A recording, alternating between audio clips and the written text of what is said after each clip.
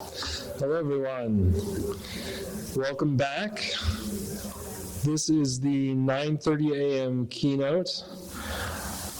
Deviation in the program, Michael Robbins was pulled away unexpectedly. And so we're pleased to welcome Brett Freedman, who is the Senior Director for Emerging Technology at the Institute for Critical Infrastructure Technology.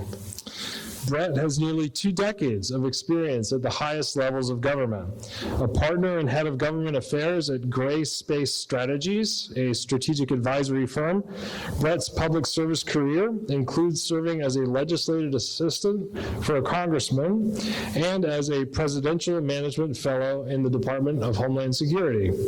Brett was an attorney at the National Security Agency and in the National Counterterrorism Center in the Office of the Director of National Intelligence. In 2013, Brett served as the counsel to the President's Review Group on Intelligence and Communications Technologies, which examined the disclosures of classified information by Edward Snowden. He then served as counsel to the Senate Select Committee on Intelligence, including as general counsel for then-Chairman Mark Warner. Most recently, Brett was Chief of Staff for Assistant Attorney General Matthew G. Olson of the National Security Division at the Department of Justice, helping oversee the daily operations of several hundred attorneys in foreign investment, counterterrorism, counterespionage, and cybersecurity. Brett holds a Juris Doctorate, a Master of Law in Diplomacy, and a Bachelor of Arts in International Affairs. He is also an adjunct professor at Georgetown University in cybersecurity. Please join me in welcoming Brett Freedman.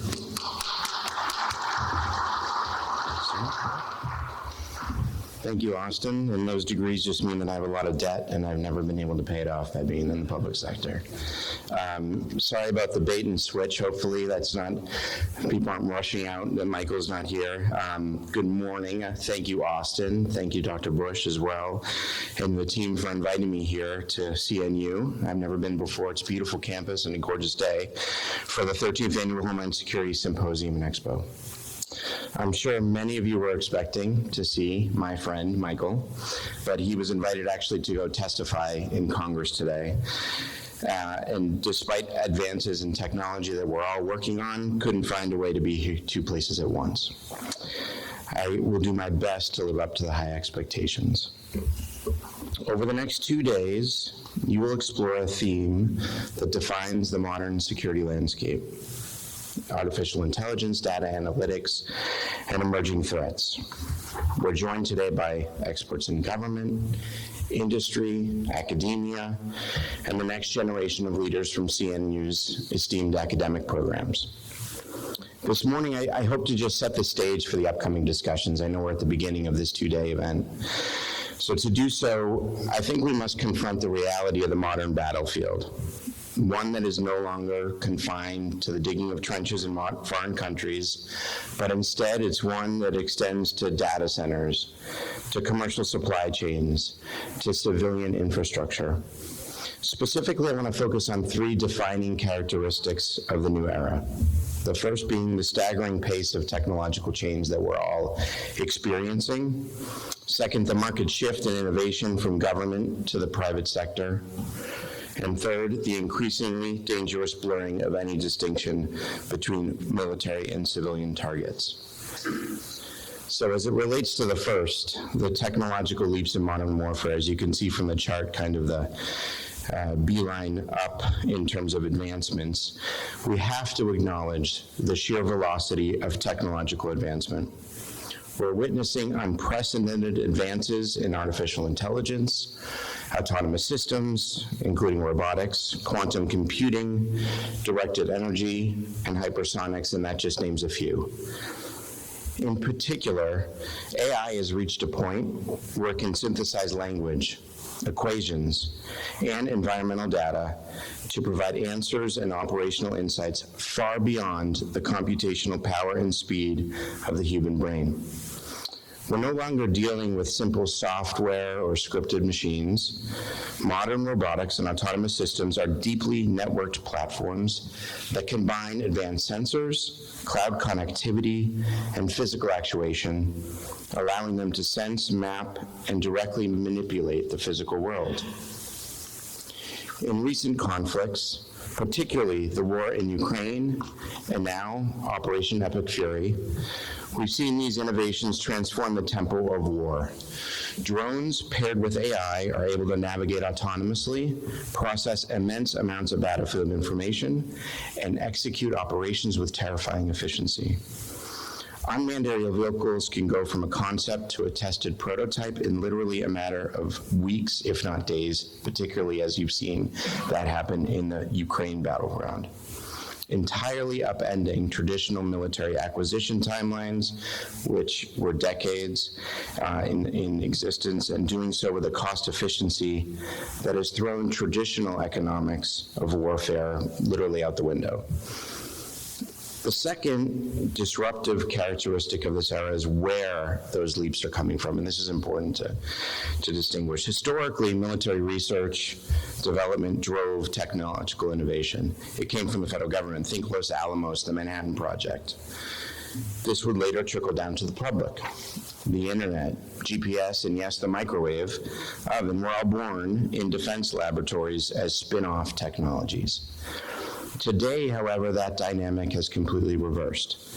We're living in an era of spin-in technology where modern militaries are fundamentally dependent on systems initially developed for for-profit commercial markets. This changing dynamic is manifesting in unforeseen ways. For example, the lawsuit brought by Anthropic just last week against the federal government was born out of a dynamic in which government leadership continues to believe they can simply dictate the terms and conditions in the name of patriotism. The DoD's market power was historically sufficient to bring companies, particularly the large defense contractors, to the signing table. They didn't have a choice. Their bottom line depended on it. But rather than cancel the contract in this instance and simply go with another vendor, which was well within their means to do, this administration instead opted to go publicly and go after Anthropic. It will be interesting to see how this plays out in court in the coming months. One thing is certain, though.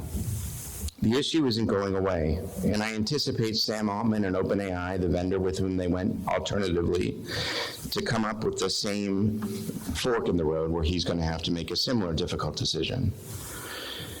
Sure, the Department of Defense, I'm sorry, I can't say war. I'm a staffer in Congress, and it hasn't been changed statutorily, is making substantial investments. Yet private industry is pouring hundreds of billions of dollars into AI, software development, advanced chips, and data centers every year. The most critical innovations are no longer emerging from multi-year or multi-decade, in some cases, defense programs, but rather from private tech firms, commercial startups, and university laboratories for a global marketplace. This shift has profound strategic implications. Because commercial technologies are dual use by their very nature, the barriers to entry for advanced warfare have plummeted. Adversaries are expertly exploiting this. For example, the PRC, the People's Republic of China, is utilizing a so-called civilian military fusion strategy, directly subsidizing commercial robots and AI firms to dominate the global marketplace. They flood the market with artificially cheap commercial robotic platforms. They undercut American producers while simultaneously funneling those same commercial technologies directly into the hands of the People's Liberation Army for military modernization of their own. This issue is one the government here, the U.S. government, is struggling to confront. This brings me to the third, and I contend the most critical challenge we face, the rapid erosion of the boundaries between civilian and military targets. Because militaries increasingly rely on commercial technology, international humanitarian laws, apologies as a lawyer, I have to bring this into it, quote-unquote principle of distinction, which is simply the requirement to distinguish lawful military targets from protected civilians, is at best being severely challenged. At worst, we're facing an inflection point that requires a new framework entirely. When military forces rely on commercial satellite networks, open source software, civilian-built drones, commercial actors and civilian infrastructure are inadvertently drawn into the continuous combat function. We recently, just in the last week, saw this play out as Amazon's web services their data centers located in both the UAE and Bahrain, were intentionally targeted by Iranian drone strikes. These data centers were attacked precisely because they house cloud infrastructure, demonstrating that digital infrastructure and data centers are now considered critical military targets. The battlefield has been brought to the doorstep of civilian industry. Furthermore, as AI systems are increasingly used to direct military targeting, the risk to civilians multiplies. AI systems lack contextual understanding, moral judgment, and the capacity to make nuanced proportionality assessments. An AI algorithm might analyze metadata and pattern of life indicators to identify targets, but it can't comprehend the complex social and situational factors that truly end up distinguishing a combatant from a civilian. So over the next 2 days, you'll hear from distinguished leaders across a range of panels covering everything from intelligence analysis and AI data systems to securing our critical infrastructure and overcoming institutional barriers in technology adoption. In fact, tomorrow you'll hear from the Cyber Division Director, who also is named Brett. That's the second day Brett keynote, which will be interesting as well to hear.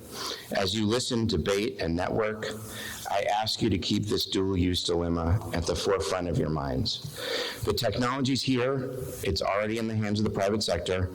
Our challenge and the core mission of the Homeland Security apparatus moving forward is figuring out how to harness the commercial innovation to protect our nation, while at the same time establishing the ethical frameworks and strategic defenses necessary to safeguard civilian life. Thank you, and I wish you a highly productive and encouraging symposium, and I'm happy to answer questions if there are any. Got to put on my glasses for this.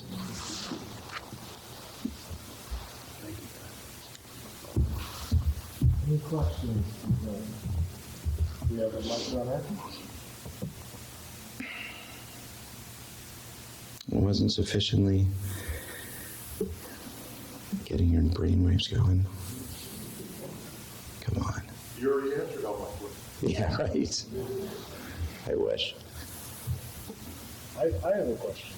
Uh-oh. I was wondering if you could elaborate a little bit more on AI and the Ukraine conflict in particular, and sort of as an add-on to that, the use of drones and sort of the moral and ethical implications of those two related but distinct technologies in that particular conflict.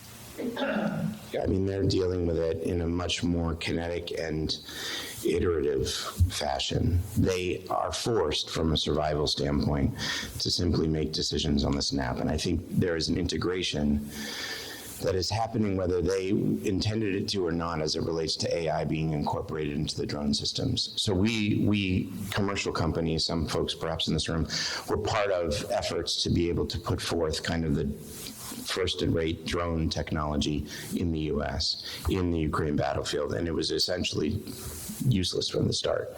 And simply because of the signals, right, the inability to function in a world in which the experiments, the fields here that you would develop those systems are simply not directly utilizing the same degree of the nation-state kind of adversary actors that in the Russia case are very sophisticated. So you've seen netting built over the roads. You've seen they're using drones to actually perform the last mile of the operation. You have a human in the loop in the sense of an operator that can shut it off, essentially, if needed. But it is constant, and there's no choice. And I think that the AI is, they're struggling with trying to encapsulate the AI capabilities that have been iteratively just it's becoming more and more sophisticated in the context of a simple drone to be able to, what is the need, what is the avenues? There's certainly vendors and the ability to bring in, but I think that there's, how best to bring those two together is still something that is yet to be determined. Other questions? Okay. Once more, please join me in welcoming, thanking Brett Freedman.